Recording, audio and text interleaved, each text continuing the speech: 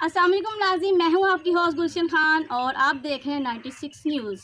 नाज़रीन, इस वक्त मैं मौजूद हूँ रंदीन बागरिया में, जहां पर मेरे साथ मौजूद हैं पाकिस्तान के जो मशहूर और मरूफ हैं सिंगर हैं सलमान जोगी। मैं उनसे जानने की कोशिश करूंगी कि वो आप पाकिस्तान में जो है इतने ज़्यादा वायरल हुए पड़े हैं और हर जगह जगह उनके किस्से हैं, उनके आरफाना कलाम हैं, तो ये सब कुछ वो कैसे करते हैं। अस्सलाम वालेकुम जी। वालेकुम सलाम जी। सर, क्या हाल है?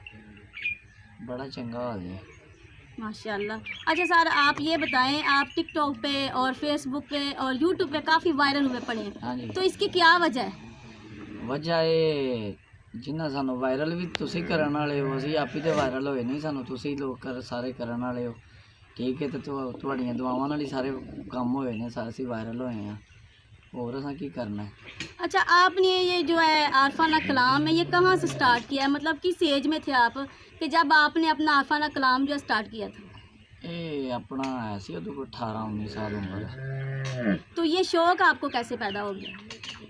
शौक इंजे बस लंघदे लंघदे को सुनना सुनाना, को कसूरवान दे शेर शूर पढ़ने पुढ़ने, ਉਹਦੀ वजह ਤੋਂ ਉਹਨਾਂ ਵੀਡੀਓ ਚਾੜ ਨਹੀਂ ਕਰਨੀ ਨੈਟ ਤੇ। ਉਹ ਵੀਡੀਓ ਦੋ ਤਰ੍ਹਾਂ ਨਾਲ ਚਾੜੀਆਂ ਨੇ, ਵਾਇਰਲ ਹੋ ਗਈਆਂ ਨੇ। ਉਹ ਜੀ ਆਖਣ ਕਿ ਜੋਗੀ ਸਾਹਿਬ ਤੁਹਾਡੀਆਂ ਵੀਡੀਓ ਬੜੀਆਂ ਵਾਇਰਲ ਹੋਈਆਂ ਨੇ, ਥਾਂ ਥਾਂ ਤੇ ਜਨਾਬ ਮੇਰੇ ਚਰਚੇ ਹੁੰਦੇ ਨੇ ਤੁਹਾਡੇ।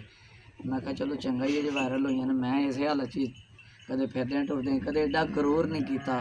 ਮੈਂ ਕਿਹਾ ਬਿਲਕੁਲ ਵੀ ਮੈਂ ਐਡਾ ਵਾਇਰਲ ਹਾਂ, ਮੈਂ ਐਡਾ ਮਸ਼ਹੂਰ ਹਾਂ, ਮੈਂ ਕੋਈ ਬੰਦਾ ਆ ਜੇ ਤੇ ਇਹ ਜੀ ਮੈਂ ਮਿਲਦਾ नहीं। मैं ਜਿਹੜੇ ਵੇਲੇ ਕਿਸੇ ਦਾ ਦਿਲ ਕਰਦਾ ਪਹਿਲੀ ਦੀ ਪਹਿਲੀ ਇੱਥੇ ਡੇਰੇ ਆ ਜਾਓ, ਸਵੇਰੇ ਤਾਬੇਦਾਰ जी ने जो काम ना खिदमत करके खाए। अच्छा, आपका ये जो नाम है सलमान जोगी, सलमान तो समझ में आता है, ये जोगी जो है इसमें कोई राज है या कोई ज़ात है आपकी? ये इतने निकलते सन सप, इतने निकलते सन सप, तो एक दिन लगे हाँ फड़न, तो वो आपने पकड़ लिया? तो वो मुंडे सन 5-7 खलोते, तो उन्हें आख्या वो किधर जोगी किधर पे करना है, जोगियां वाला काम किधर शुरू कर ली। उदों ना नाम पा छड़िया जोगी। तो मैं क्या ना यार मैनू ना जोगी आख्या करो, पांद्या पांद्या नाम पा छड़िया ने मेरा। वो तो फिर आखना कि नाम मशहूर हो गया।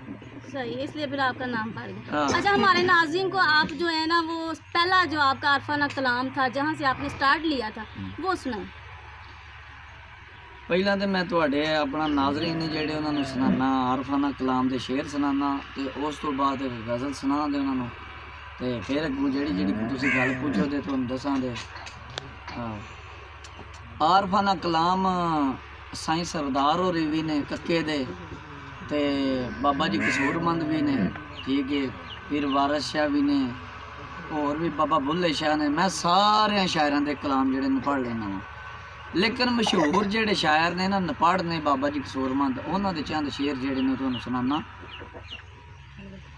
उन्होंने लिखिया बई दुख दसदियां किसी नू डर लगे ते मेरे कोल मेरा राजदान कोई नहीं। राजदार मेरे मैनू जानदे ने ते हर किसी नू मेरी पहचान कोई नहीं।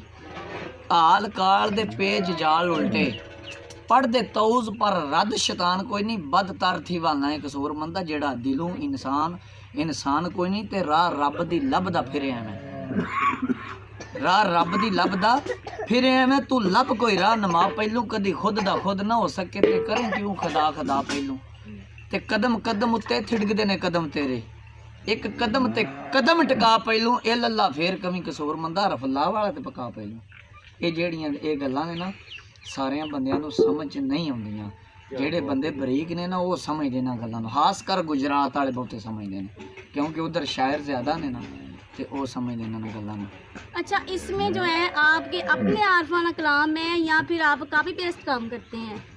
नहीं, आरफाना कलाम जेडे ने ना असी शायरां दे लिखे पढ़ने आ, ते उंज किसे किसे वेले को अपना शेर भी कोई होवे ते लिख लईदा, फिर सुना छड़ीदा। वो भी जेड़ा को अपना लिखिया होवे वो भी सुना छड़ीदा। नहीं तो ज़्यादातर जेडे ने शायरां दे लिखे ही असी पढ़ने आ सारे। अच्छा, इसके